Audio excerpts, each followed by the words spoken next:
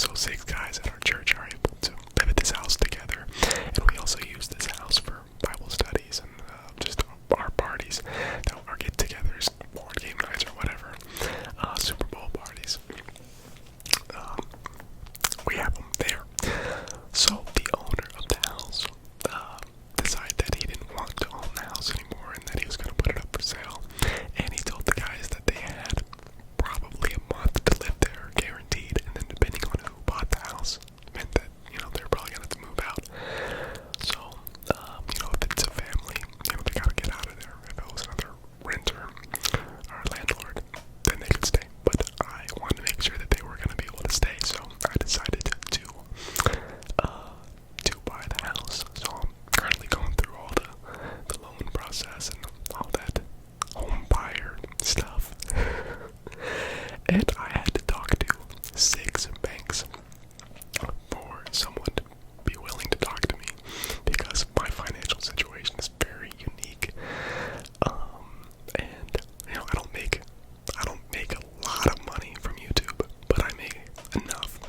But a lot of people, unless you do it for 2 years, they don't really trust it.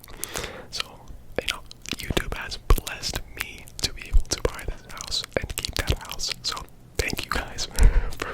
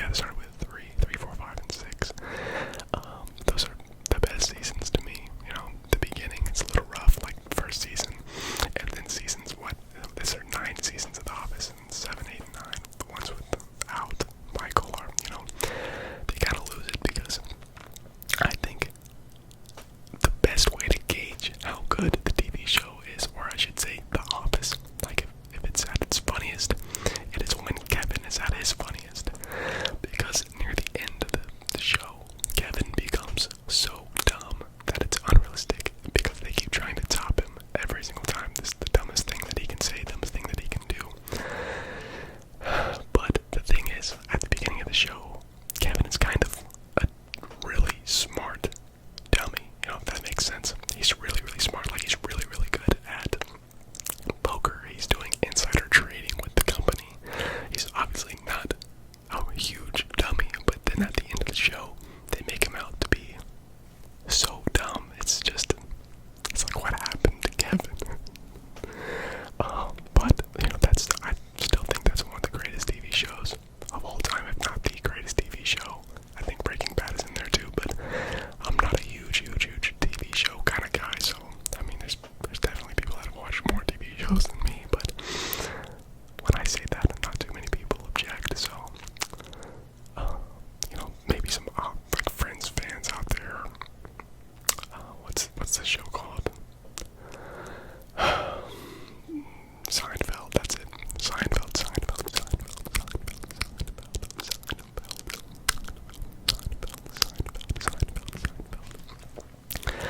Jerry Seinfeld is pretty much the only stand-up comedian that my dad will watch, or I should say, like, secular comedian. I watched it. I came upstairs the other day, and he was watching Jerry Seinfeld, and I was like, whoa. Because my dad's not a huge stand-up comedy guy. But, I think Jerry Seinfeld, he has a way of, I think his comedy is very generic, but generic in a good way, because he does it in a unique way. Like, he's able to relate to a lot of people, which makes it, you know, I don't know if that's necessarily generic, but he's able to relate to a lot of people, and his jokes aren't necessarily groundbreaking, but he does it in such a Jerry Seinfeld way that it's funny. But I love not Seinfeld, but stand-up comedy. I used to say that was what I wanted to be. That was my future, or that was on my bucket list, to do stand-up comedy. And then I made a stand-up comedy ASMR video, and I thought that would kind of make me happy and be able to check that off the list, which there's like a half a check, because I was proud of myself for attempting it and like writing bits and jokes, which I wrote in like 2 days, which is not good if you were going to do a 25-minute stand-up comedy set. You know, it takes a lot longer to do that than what I did. But I still think that I need to do it in like a comedy club, or, you know, an open mic type of setting. So that's still kind of on there. But I guess I'm gonna